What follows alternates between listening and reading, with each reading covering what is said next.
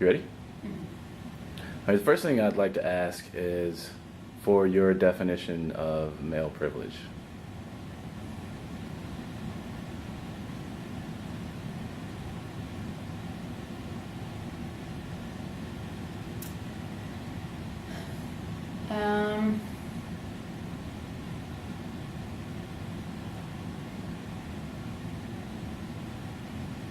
I think the word privilege makes me think of somebody who has an opportunity as opposed to somebody who does not have an opportunity.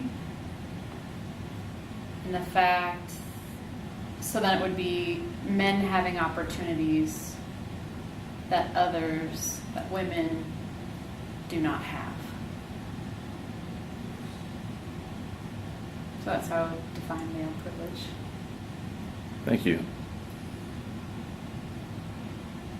Based on your definition of male privilege, how do you feel that misogyny and male privilege damage both female and male university students?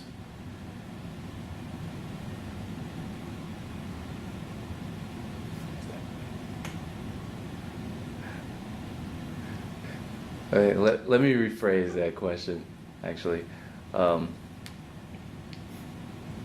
Do you believe that misogyny or male privilege damage male and female university students? And if so, how?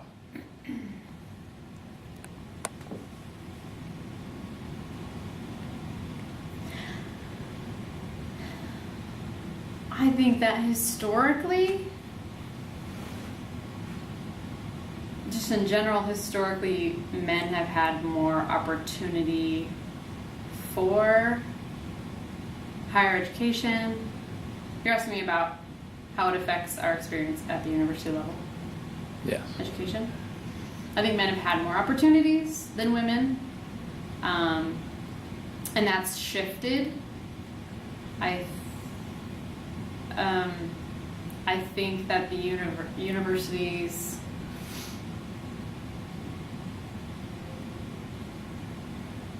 I guess I don't know if they're more like of a male presence than a female presence. I don't have statistics on that.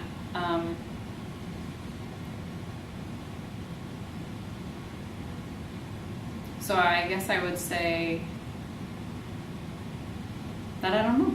I am not sure.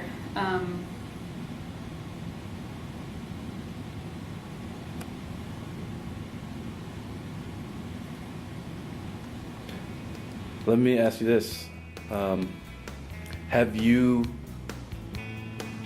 been in a situation within the university where you have seen the effects of male privilege or seen male privilege at work?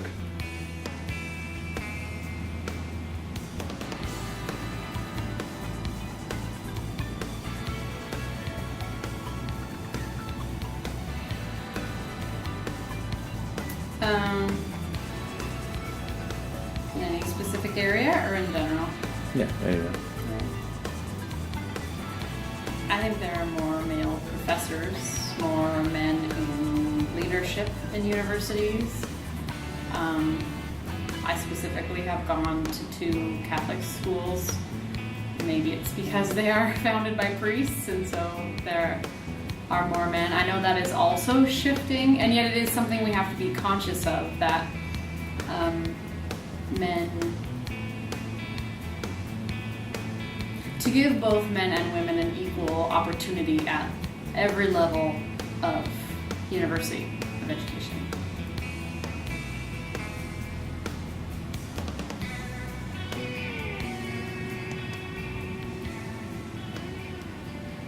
Okay. Thank you for your answers.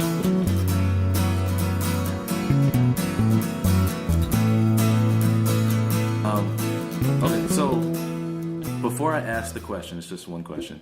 I don't know if you are familiar with, recently, I think the White House is the president put out an official memorandum.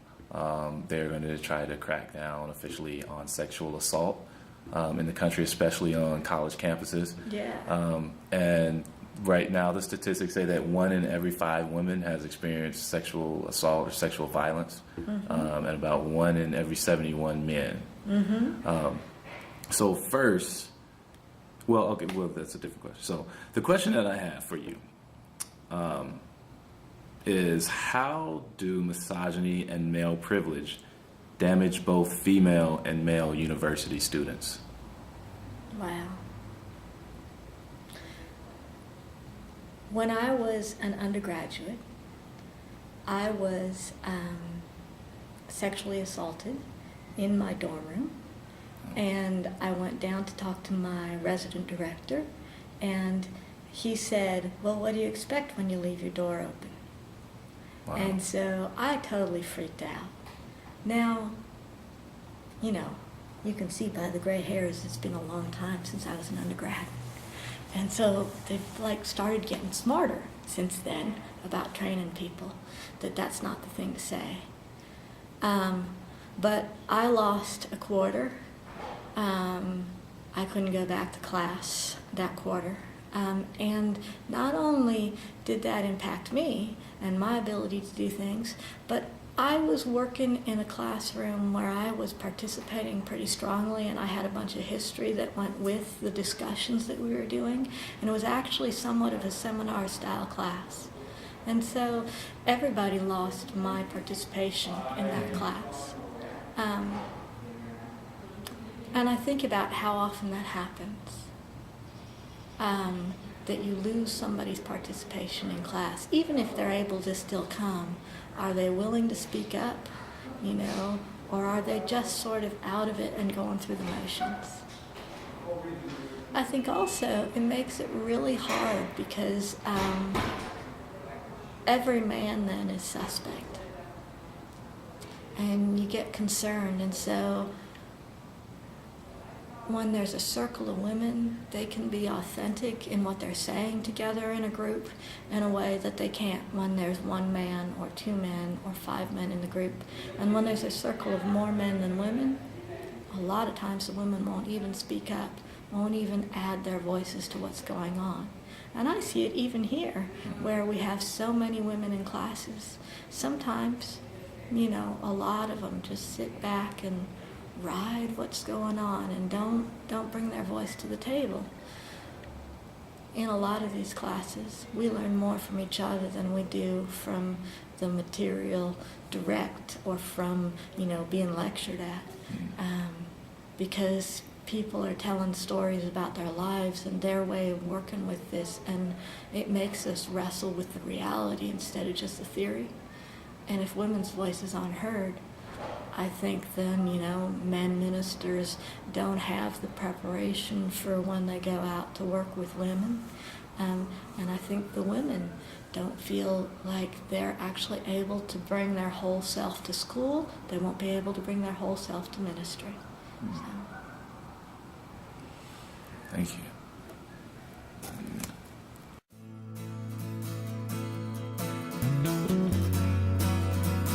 Could you give me your definition of sexual violence? I would say sexual violence is any sort of action, physical action, or intellectual action taken unsolicited onto someone else's body. So anything that is unsolicited, coerced, or non-consensual in relation to one's body or understanding of their body. Thanks. So based on those statistics and based on your definition, what role do you think male privilege plays in that alarming rate of women who have been victims of sexual violence, especially on college campuses?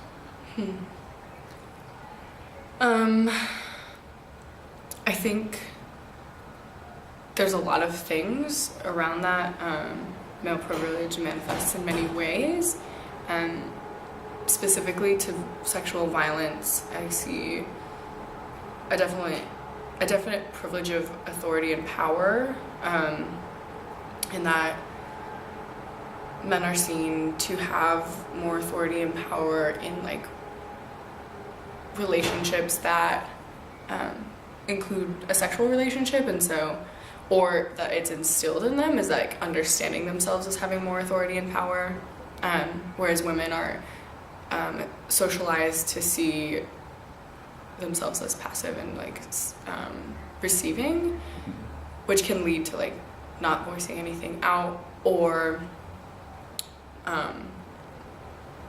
and like not to victim blame, but like men also can like too strongly assert their authority, and I think there's also this culture of like homoerotic behavior that men just like build onto each other, and that like the locker room stories and like that culture of swapping stories around sex and like women and the objectification of women all comes like in a culture of men privileging other men, and like that like competitive nature that is cultured around men, which I don't necessarily see as privilege, but I see as a problem playing with that privilege of authority. Okay. And just the last question, how do you see, or how would you define male privilege? And do you feel like you encounter that on campus?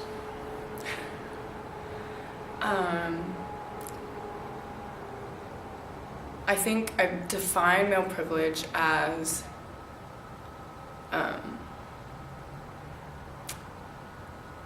any sort of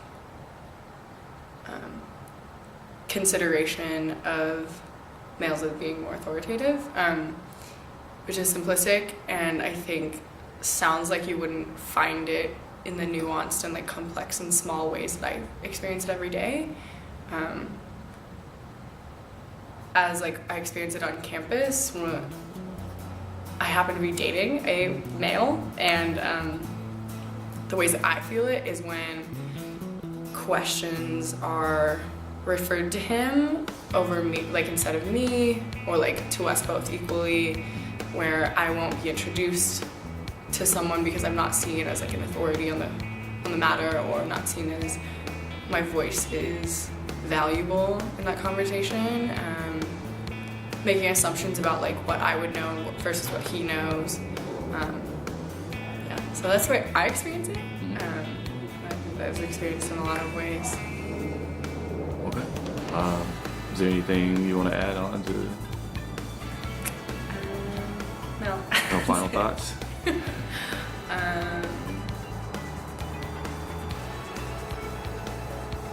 No.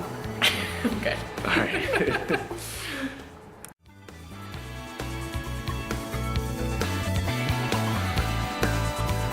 To begin with, could you give me your definition of sexual violence? Any one person hurting physically another person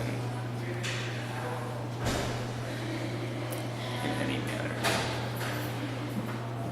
Okay.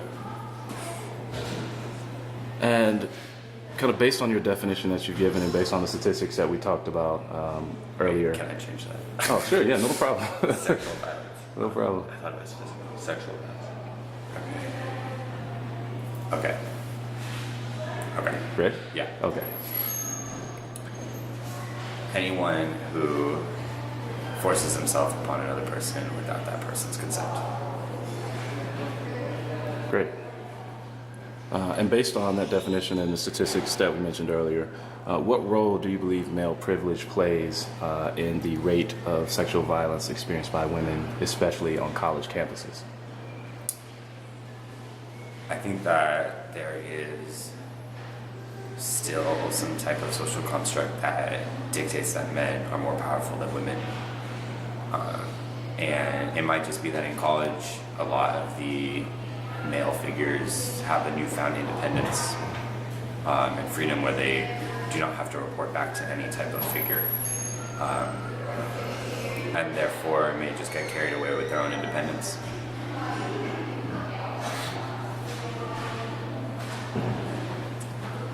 I think that sums it up there. Is there anything else you want to add? Any final thoughts?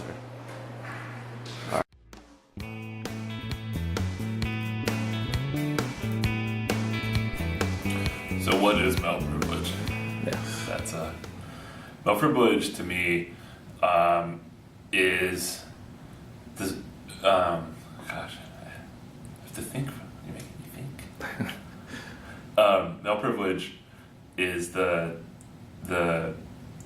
state of that in our society. There are two, approximately. Sometimes there's more, but basically two genders, male and female, and that for the most part, men kind of get the better deal out of it.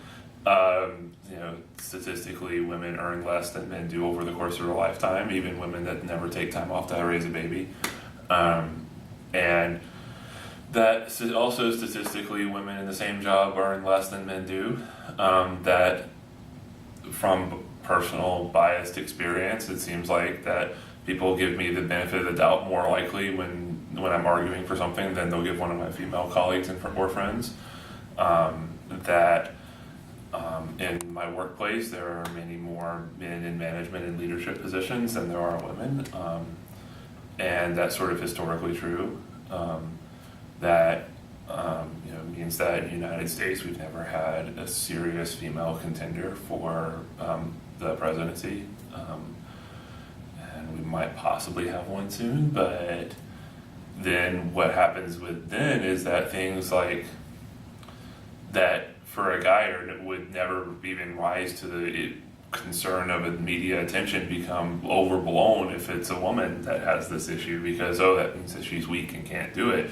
But something like if Hillary Clinton's crying somewhere, but John Boehner cries all the time and has a reputation for it, but that's not a big deal. It's not a thing to keep him from getting elected.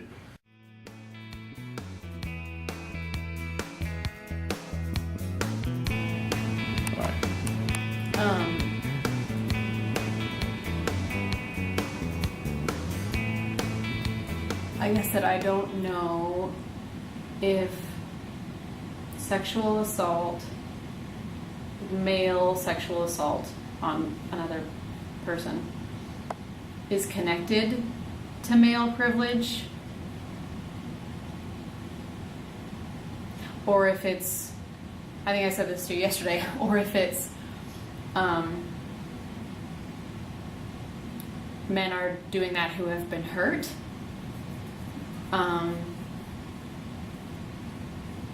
Or if they feel like they have the opportunity to do that because no one will stop them from doing it, or they won't get charged. My experience with that was a friend in undergrad.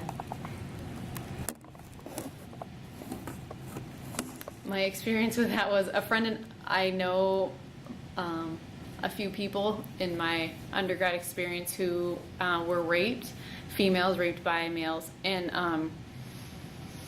one of them I was close to, and so I heard the whole story, and it was a friend of ours who did it, and when she pressed charges, the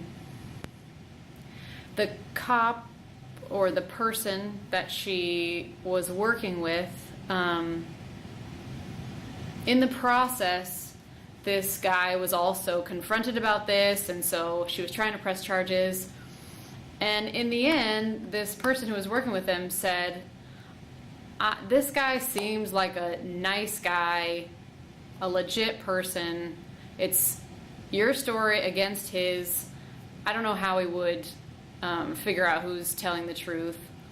We're just going to drop it. So I wonder if men feel like they can get away with that because nothing's going to happen. So I guess I'm not sure if that's because of male privilege. Maybe it's the male privilege that's built into our system. So I'm not. Did anything ever happen? No, they dropped it. She, in the end, decided to drop it because it was emotionally exhausting to try to figure out how she could get somebody to listen to her story in a way that something would get done about it. So she just stopped. So it was like that person they were working with. I don't remember if it was a lawyer, if it was a cop, or what, but But he it was took the a side of the man. guy. It was a man who said, "Oh, he seems like a nice guy. I don't think he would do something like that." Can I ask you this? Do you think that had the person that your friend reported this assault to been a woman, do you feel like she would have had a different result? Or do you think that she would have basically gotten the same thing, that, no, this is a nice guy, he wouldn't do that? I doubt that that would happen, but I think honestly, I feel like it depends on the person.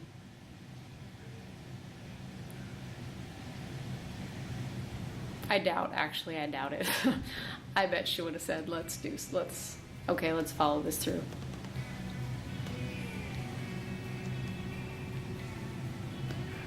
Is there anything else that you want to add? Final thoughts?